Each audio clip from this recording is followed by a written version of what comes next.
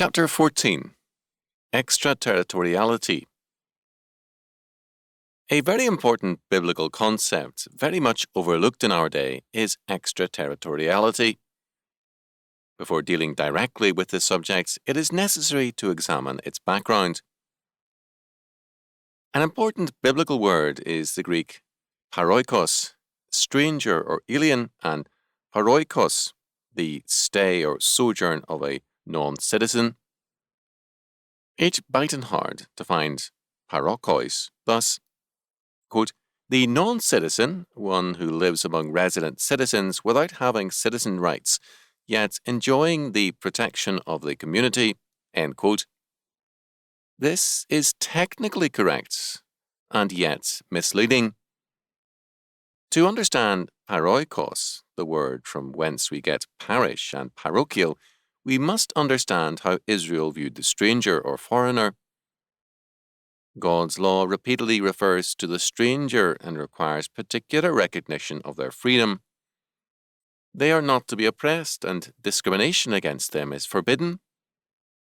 Quote, one law shall be to him that is homeborn, and unto the stranger that sojourneth among you. End quote. Exodus 12:49.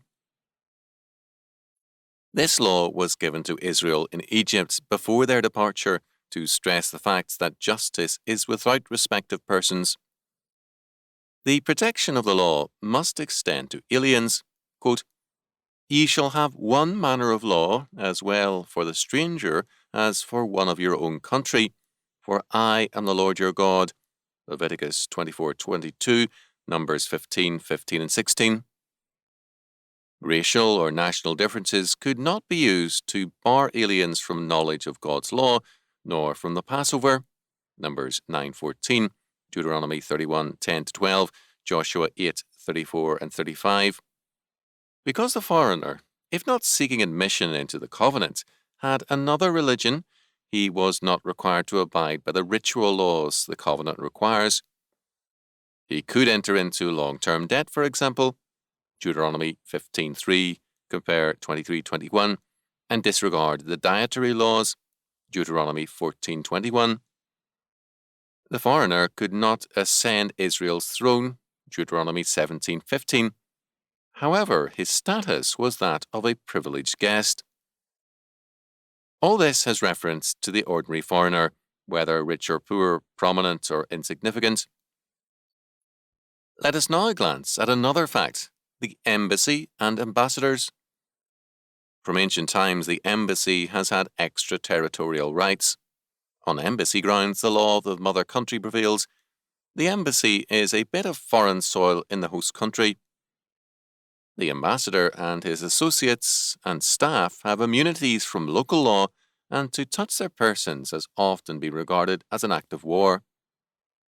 When Hanun of Ammon took David's embassy, cut off half of their beards, shaving off one side and cut off their garments to expose their buttocks, it was regarded by David as an act of war. 2 Samuel 10:1-14. St. Paul says of himself and others, quote, we are ambassadors for Christ, 2 Corinthians 5:20. To emphasize the hostility to the gospel, Paul speaks of himself as, quote, an ambassador in bonds, Ephesians 5:20. The idea of an ambassador being in chains, halusis, emphasizes the evil of Paul's bondage. It is more than an injustice, it is a radical violation of any idea of law, and it is an act of war. Some scholars say that Paul's use of the word ambassadors is metaphorical. There is no reason whatsoever to believe so. Paul sees himself as the representative and ambassador of Christ the Lord. Let us now go on to another fact. A paroikos and paroikia could and sometimes did represent a great power. That great power would insist on immunities and freedom for its citizens above and beyond either the status of a foreigner or an embassy. Thus, the Ottoman Empire granted capitulations soon after the conquest of Constantinople to Venice and Genoa. These capitulations gave extraterritoriality and other privileges and immunities to these two powers.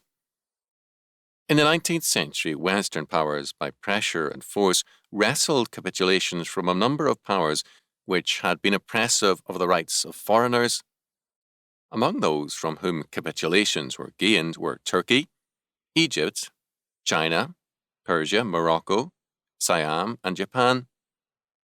While abuses did result, these immunities had been demanded because even greater abuses had prevailed. Since World War II, all capitulations have disappeared. However, at the same time, we have had a breakdown in the immunities of embassies and their staffs. The most notable such instance was the Iranian seizure of the American embassy during President Carter's tenure of office. The word capitulations belongs to the era since the rise of Ottoman Turkey, but the fact is an old one. The empires of antiquity required more than ordinary immunities for their embassies, and Rome was no exception.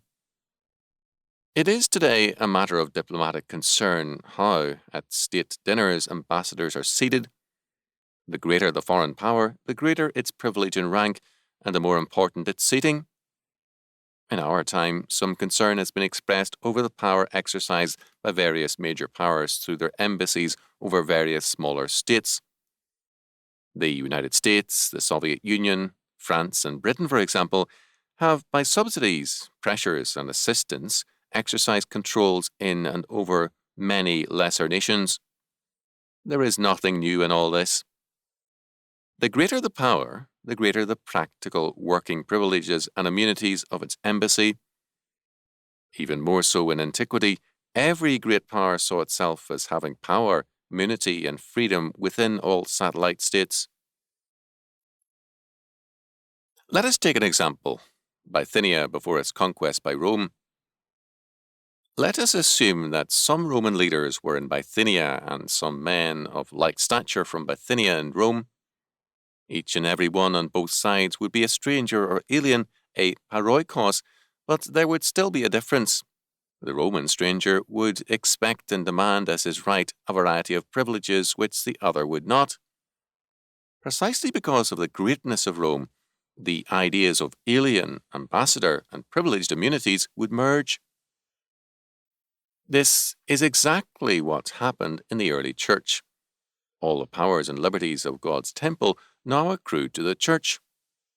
God, as absolute Lord, could not be controlled or governed in his person, paroikia, or embassy by any human power. To touch Christ's church was as evil as laying lawless hands upon the ark. The most obvious fact about the early church was that it saw Christ's realm as sacrosanct and beyond the jurisdiction of the state. The whole matter was summed up for them in their baptismal affirmation: Jesus Christ is Lord, Philippians 2, 9 and 10. The Roman saw himself as a Roman wherever he went, always under Roman law. He was thus a paroikos who carried with him a very great power. A foreigner in Rome was on a humble footing, but a Roman in another land was an extension of Rome. It was especially galling to Rome to see the Christians enter Rome with the same assumptions. The case of Paul is a particularly telling one, and it was likely both baffling and irritating to Romans. Paul was a Roman citizen, born a Roman, Acts 22, 25-29, and yet, with this high status, he gave higher status to his apostleship. Paul used his Roman citizenship to gain freedom to advance the claims of the gospel and the freedom of Christ's realm. In Roman eyes, he should have given priority to Rome and to Caesar over the church in Christ. The church, however, declared its allegiance to the Lord of all, Jesus Christ. It refused to turn over to the state those powers and realms which constitute Christ, Pyrokos, an embassy on earth. The paroikia of the great king cannot be controlled by other powers.